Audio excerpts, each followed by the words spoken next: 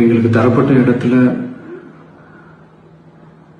நாங்கள் போய் அந்த அந்த ஸ்பாட்டில் நின்று நாங்கள் பேசிட்டோம். அதை தாண்டி எந்த தவறும் எங்கள் சைடில் நாங்கள் எதுவுமே செய்யலை.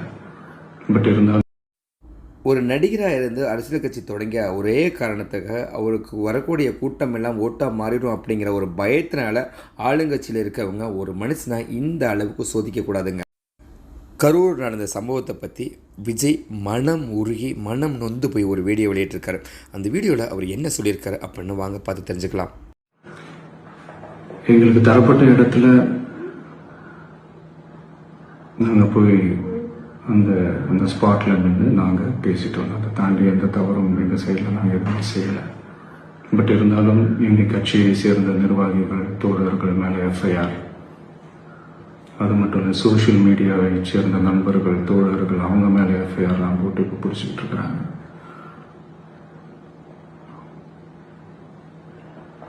சிஎம் சார், உங்களுக்கு ஏதாவது இந்த பழி வாங்கணும் அப்படின்ற எண்ணம் ஏதாவது இருக்குச்சுன்னா என்ன வேணாலும் பண்ணுங்க.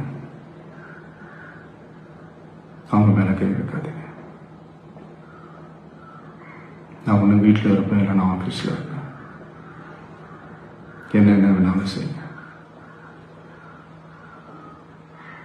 நண்பர்களே, தோழர்களே, நம்மளோட அரசியல் பயணம் இன்னும் ஸ்ட்ராங்காக, இன்னும் தைரியத்தோட கண்டினியூ ஆகும்.